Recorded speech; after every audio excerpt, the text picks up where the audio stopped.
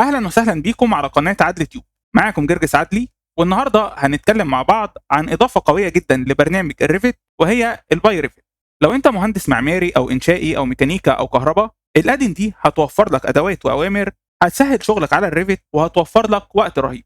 والباي ريفت للي ما يعرفش هي ادن مجانيه تماما، اوبن سورس مفتوحه المصدر، مبنيه بلغه البايثون. واول ما هتعمل لها سيت اب هيتضاف لك شريط ادوات زي اللي ظاهر قدامنا في الصوره دلوقتي. وكل امر من الاوامر اللي ظاهره قدامك في شريط الادوات ده ممكن توفر عليك ساعات طويله من الشغل. والمميز كمان في الباي ريفت ادن غير انها مجانيه تماما، انها بيتم تحديثها كل سنه بشكل مستمر علشان تتوافق مع الاصدارات الجديده للريفت.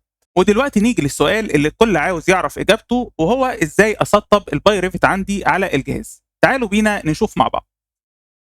اول حاجه هتقفل برنامج الريفت، ودي نقطه مهمه جدا لازم تاخد بالك منها. وانت بتسطب الباي ريفت ادن لازم تكون قافل برنامج الريفت، وده علشان يتسطب معاك بدون اي مشاكل. تاني حاجه هتدخل على جوجل وهتيجي كده في السيرش وهتكتب باي ريفت وهتضغط على انتر. بعدها هتدخل على الموقع اللي اسمه باي ريفت ليبس، هيفتح لك الصفحه دي. بعد ما دخلنا على الصفحه دي هننزل لتحت كده شويه، هتلاقي في هنا كلمه انستول باي ريفت، هتضغط عليها هيدخلك على الصفحه دي.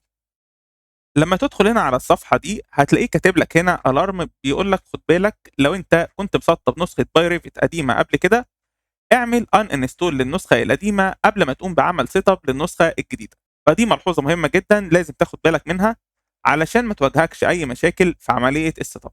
بعد كده هنيجي نضغط هنا على اللينك ده الخاص بالتحميل، هيفتح لك الصفحه دي.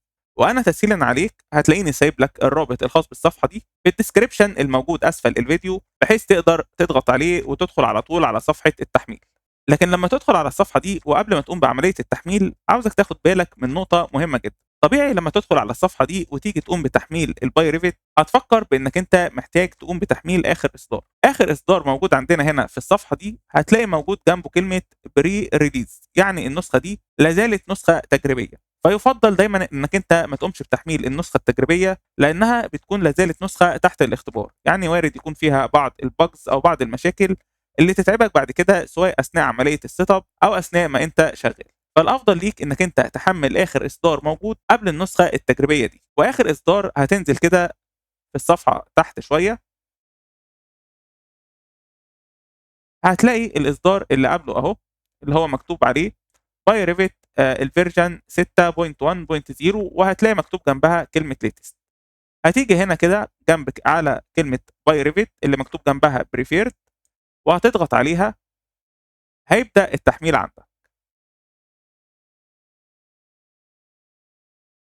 عمليه التحميل بتاخد دقيقه او دقيقتين، بعدها هتلاقي تم التحميل كده بالشكل ده.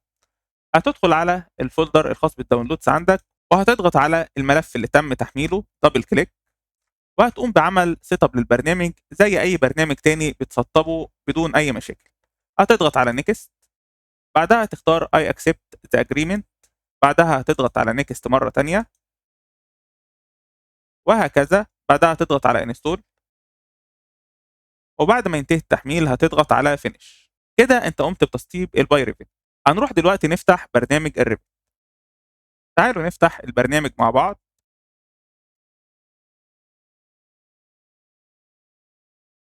بعدها هتفتح اي بروجكت موجود عندك.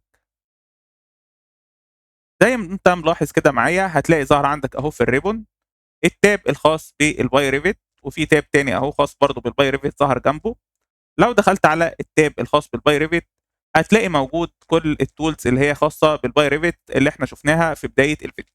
وبكده اقدر اقول لك الف مبروك، تم تسطيب الباي ريفت بنجاح. لكن دي كانت مجرد البدايه، وده لاننا في الفيديوهات القادمه ان شاء الله هنتعرف مع بعض على التولز اللي ظاهره قدامنا دي، وهنعرف كل تول وظيفتها ايه وازاي نقدر نستخدمها في شغلنا، وهنطبق مع بعض الكلام ده على امثله عمليه. في النهايه لو عجبك الفيديو ما تنساش تعمل له لايك وشير واشترك في قناه عدل تيوب علشان يوصل لك كل الجديد في عالم الريفيت والبيم. بشكركم على متابعتكم والى اللقاء.